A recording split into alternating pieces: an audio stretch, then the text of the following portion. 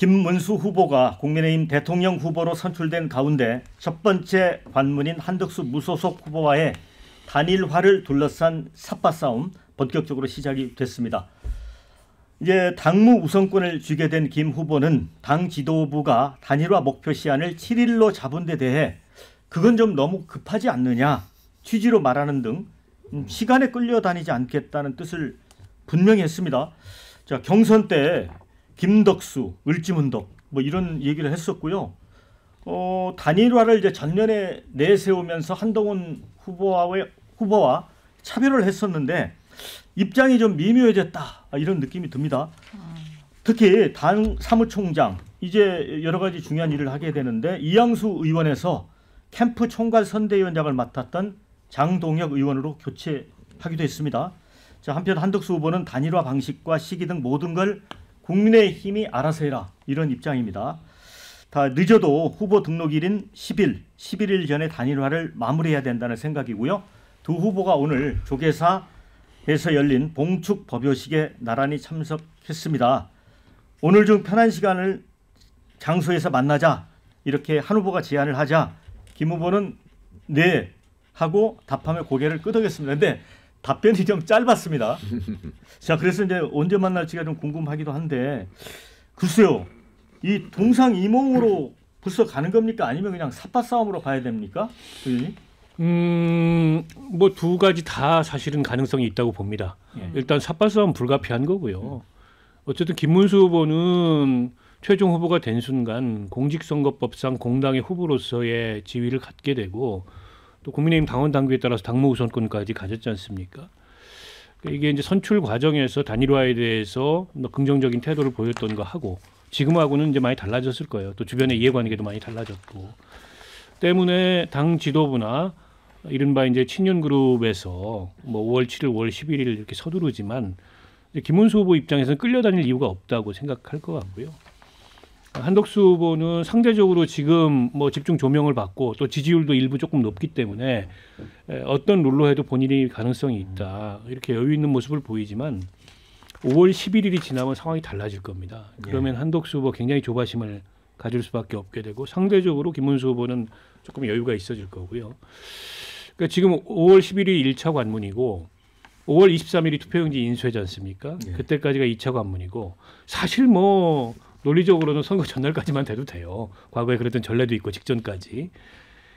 그러나 이제 국민의힘 쪽에서는 하루빨리 이걸 성사시켜서 뭐 이렇게 하려고 하는데 그러니까 저 단일화가 과연 시너지를 낼 건지 이게 이제 이재명 후보하고 뭔가 박빙의 승부로 갈 수 있는 그런 디딤돌이 될지 여부하고는 별개로 저는 그게 좀 어렵다고 보는데 별개로 단일화 성사 가능성만으로도 쉽지 않다. 그게 사실은 공당의 공직선거 후보로서의 지위라는 거고요. 그에 반해서 한덕수 후보는 준비된 게 너무 없습니다. 메시지, 정책, 인력, 뭐 전략 아무것도 준비된 게 없고 미천이 금방 드러난다. 벌써 광주 가가지고 뭐 광주 사태 이런 얘기 함으로써 큰 이제 실언을 했잖아요. 저런 게 계속 노출이 될 수밖에 없어요. 그게 공당의 후보와 그냥 개인인 후보와의 차이거든요. 때문에 시간이 가면 갈수록 김문수 후보 쪽한테 유리한 게임이 될 거예요.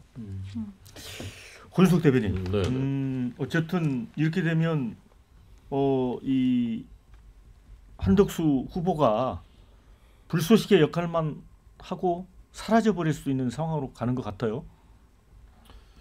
그 예측까지 하기는 좀 이른 것 같고 저는 단일화는 될 가능성이 높다고 보는데 두 가지입니다. 첫 번째는 어쨌건 지금 이재명 그 후보의 대법 선고 이후에 또 이제 다시 한번 확인을 하게 되는 그야말로 대한민국의 뭐 삼권 분립이든 뭐 민주주의든 완전히 무너질 것이다라는 그런 그 엄청난 위기감이 있기 때문에 그것을 막아야 된다는 절박함이 워낙 그 강하기 때문에 이 단일화는 그 대의 명분 때문에 이루어질 수밖에 없다라는 게 첫 번째고요. 두 번째는 단일화하지 않으면은 질 가능성이 매우 높다는 거예요. 노무현 정몽준 단일화도 그것 때문에 이루어진 것이었거든요. 한 달을 채 남기지 않았을 때 37, 8% 정도 됐었고요. 이회창 후보가 당시 1위 후보가 노무현 21에서 22 정도, 그다음에 정몽준 22에서 23 이 정도 나왔습니다. 그러니까 뭐 단일화하지 않고서는 도저히 가능성이 없기 때문에 그 절박함 때문에 또 된 것이거든요. 전 이번에도 비슷한 그 양상이 재연될 가능성이 높다. 그래서 단일화는 이루어지겠지만 이것이 이제 그 7일 전까지는 이루어져야 그래야 이제 그 모든 것이 순조롭다라는 그 기술적인 주장에도 일리가 있어요. 그러니까 공보물 인쇄 발주를 7일까지는 해야 된다는 얘기거든요. 기호 2번으로 국민의힘 후보로 단일 후보가 이제 그 국민들에게 공보물이 발송되려면 자 그런데 실질적으로는 3일날 전당대회 했거든요. 토요일날. 그다음에 4일은 일요일이었어요 어제. 그다음에 5일, 6일 연휴입니다. 그리고 이제 7일 내일 모레예요 수요일. 근데 이때까지 어떻게 사실 물리적으로 되겠습니까? 여론조사 적어도 이틀은 돌려봐야 될 거 아닙니까? 여론조사 경선한다면. 그러니까 현실적으로는 정말 쉽지 않은 일정인 것도 맞는 것이에요. 그러니까 이제 김문수 후보 입장에서 아니 오늘 그 후보가 됐는데 나흘 뒤까지 단일화를 맞춰야 된다라는 것은 좀 받아들이기 힘든 그런 측면이 있었던 것도 그것도 이제 그 현실적인 그것이라고 생각합니다. 그래서 이제 제일 좋은 것은 일단 10일, 11일 이번 주 토요일, 일요일이거든요. 그 전까지 후보 등록 전까지는 단일화를 마치는 것이 제일 좋다라는 것은 일반적인 관측인 것 같고, 근데 만약에 그것이 안 되더라도 저는 그 이후에라도 단일화가 이루어진다면은 시너지 효과를 낼 수 있을 것이다. 그래서 최대한 10일, 11일까지 되도록 양측이 모두 노력을 해볼 것이다. 저는 그렇게 현재 단계에서는 관측하고 있습니다. 장현주 부위원장은 어떻게 보세요? 이 단일화가 쉽게 될 것 같아요?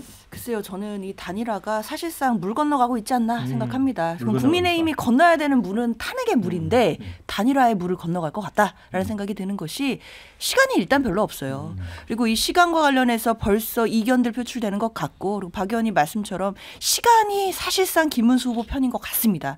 시간이 지나면 지날수록 뭐 김문수 후보 입장에서는 뭐 서두를 건 없는데 한덕수 후보 측 입장에서는 상당히 지금 불안할 수밖에 없는 상황이거든요. 본인이 그렇다면 이게 단일화가 되는 건지, 아니면 국민의힘의 그 정당의 이름을 걸고 나올 수 있는 건지, 아니면 무소속으로 가는 건지 지금 뭐 하나가 확정되지 않은 상황이고, 이런 불확실한 정치적인 지위를, 입지를 본인이 헤쳐나갈 만한 정치적인 역량이 저는 한덕수 후보에게 없다고 생각합니다. 솔직히요. 그분이 살아온 여정을 보면 뭐 공무원으로서, 공직으로서의 뭐 50년 가까이 삶을 살아오셨는지 모르겠지만 정치적으로는 신인이고, 이런 엄중한 시기에 정치적인 결단을 하고 이 부분에 대한 책임을 지고 이런 것을 사실상 할 수 있을까에 대해서는 좀 의문이 생기고, 그리고 또 한 가지는 뭐 시기적으로도 그렇지만 이게 국민적으로 봤을 때 이 단일화가 된다고 한들 감동이 있을까요? 도대체 이 단일화의 목적이 뭡니까? 단일화의 목적은 결국 이재명은 안 된다. 결국 공포 마케팅의 일환이라고 저는 보이거든요. 누군가에 대해서 반대하기 위해서, 누군가는 안 되기 때문에 하는 단일화에 대해서 국민들이 과연 이 부분의 진정성이나 박수를 보내주실지, 이런 부분에서 봤을 때 저는 진정성 면에서도 힘을 못 받을 거고 시간적인 측면에서도 사실상 물 건너 가고 있다라고 보입니다. 그러니까 이제 국민의힘 쪽에서는 이제 노무현 정몽준 단일화 신화를 많이 기대를 하는데, 사실은 한덕수 김문수 탄핵 정권의 총리와 장관 사이의 단일화, 또 이런 프레임도 있는 건 사실이에요. 그러니까요. 뭐 두 분이서 저조차도 그렇게 흥미가 당기지가 않습니다. 솔직히 이 단일화에 뭔가 좀 관심이 가고 좀 뭔가 좀 재미도 있겠다 이런 생각이 들어야 되는데, 솔직히 뭐 그런 흥미가 당기지 않는 것은 뭐 어쩔 수 없는 것 같고요.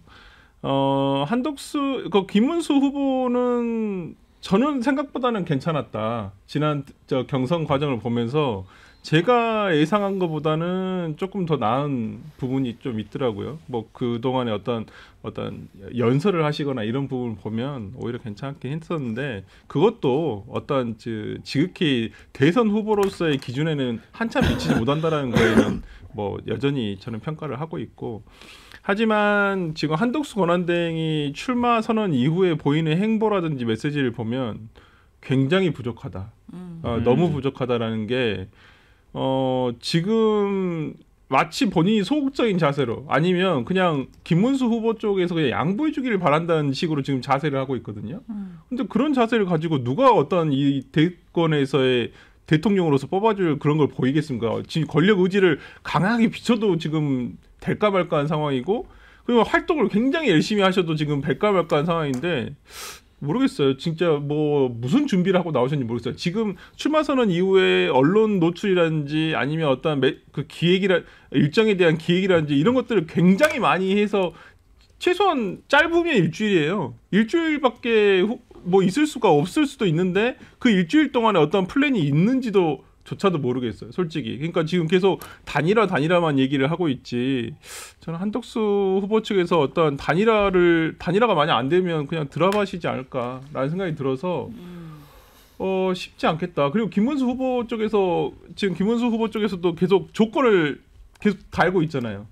제일 처음에는 김문수, 한덕수에 대한 단일화까지만 얘기를 하다가 김문수 후보가 이준석도 넣어야 된다. 3자. 네, 이런 얘기를 하고 계시거든요.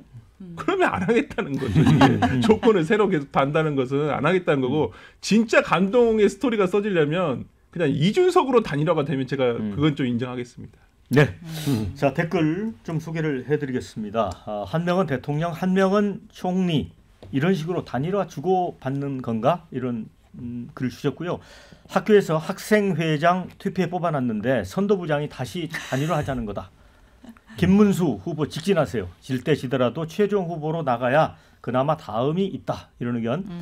국힘은 한덕수와 단일화 안 하면 이재명 못 이긴다. 단일화 안 하면 표가 나눠지니 이재명에게는 득이지. 이런 의견. 당의 조직력과 자금력 우위를 최대한 활용해 지지를 올려야 최종 후보 선출에 유리하니까 김문수 후보가 최대한 늦추는 거다. 이런 의견. 2주 안에 이재명 지지율 반토막 박스권 봅니다. 중도가 가장 못 견뎌 하는 게 법치주의 부정입니다. 갑자기 이런 의견을 주셨고요. 이 대법 파기환송과 관련된 의견 같습니다. 자, 아니 국힘은 스스로 후보도 못 만드는 집단입니까? 이렇게 비판적 견해 주셨어요. 차라리 김문수보다는 이준석과 단일화하는 게 방법일 것 같다. 우리 설주한 변호사가 말씀을 해주셨는데 이 댓글 중에 하나 재밌는 게 있습니다. 전 국민이 보는 생방송에서 묵찌바로 결정하라. 이런 얘기를 주셨습니다.